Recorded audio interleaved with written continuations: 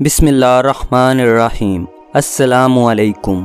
ایک دفعہ ایک نصرانی بادشاہ نے چند سوالات لکھ کر حضرت عمر رضی تعالیٰ عنہ کے پاس بھیجے۔ ان کے جوابات آسمانی کتابوں کی روح سے دینے کا مطالبہ کیا۔ سوالات یہ تھے: پہلا سوال، وہ کون سی زمین ہے کہ جہاں ابتدائی پیدائش سے لے کر قیامت تک صرف ایک دفعہ سورج کی کرنیں لگیں، نہ پہلے کبھی لگی تھی نہ آئندہ کبھی لگیں گی؟ دوسرا سوال، وہ کون سا قیدی ہے جس کی قید خانہ میں سانس لینے کی اجازت نہیں اور وہ بغیر سانس لیے زندہ رہتا ہے؟ تیسرا سوال، وہ کون سی قبر ہے جس کا مردہ بھی زندہ اور قبر بھی زندہ اور قبر اپنے مدفون کو سیر کراتی پھرتی تھی، پھر وہ مردہ قبر سے باہر نکل کر کچھ عرصہ زندہ رہ کر وفات پایا؟ چوتھا سوال، ایک ماں کے شکم سے دو بچے ایک دن ایک ہی وقت پیدا ہوئے، پھر دونوں کا انتقال بھی ایک ہی دن ہوا، ایک بھائی کی عمر 100 سال بڑھی اور دوسرے کی 100 سال چھوٹی ہوئی، یہ کون تھے اور ایسا کس طرح ہوا؟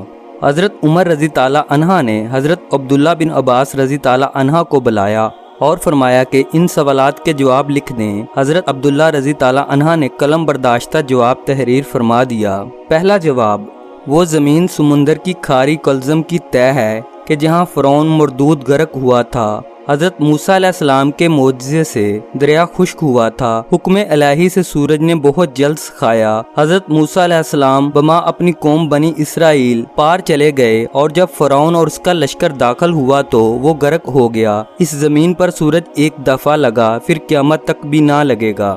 دوسرا جواب، جس قیدی کو قید خانے میں سانس لینے کی اجازت نہیں اور وہ بغیر سانس لیے زندہ رہتا ہے، وہ بچہ ہے جو اپنی ماں کے شکم میں قید ہے۔ خداوند تعالیٰ نے اس کے سانس لینے کا ذکر نہیں کیا اور نہ وہ سانس لیتا ہے۔ تیسرا جواب، وہ قبر جس کا مردہ بھی زندہ اور قبر بھی زندہ، وہ مردہ حضرت یونس علیہ السلام تھے اور ان کی قبر مچھلی تھی جو ان کو پیٹ میں رکھے جگہ جگہ پھرتی تھی، یعنی سیر کراتی تھی۔ حضرت یونس علیہ السلام اللہ کے حکم سے مچھلی کے پیٹ سے باہر آ کر عرصہ تک حیات رہے، پھر وفات پائی۔ چوتھا جواب، جو دونوں بھائی ایک دن ہی ایک وقت پیدا ہوئے اور دونوں کی وفات بھی ایک ہی دن ہوئی اور ان کی عمر میں 100 سال کا فرق، یہ بھائی حضرت عزیر علیہ السلام اور حضرت عزیر علیہ السلام تھے۔ یہ دونوں بھائی ایک دن ایک ہی وقت ماں کے بطن سے پیدا ہوئے، ان دونوں کی وفات بھی ایک ہی دن ہوئی، لیکن بیچ میں حضرت عزیر علیہ السلام کو اپنی قدرت کاملہ دکھانے کے لیے پورے 100 سال مارے رکھا۔ 100 سال موت کے بعد اللہ تعالیٰ نے زندگی بخشی۔ سورہ آل عمران میں یہ ذکر موجود ہے۔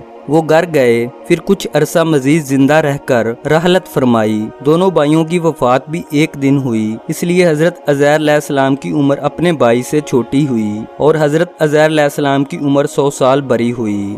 ویڈیو اچھی لگے تو چینل کو سبسکرائب کیجئے گا، ویڈیو کو لائک کیجئے گا۔ جزاک اللہ۔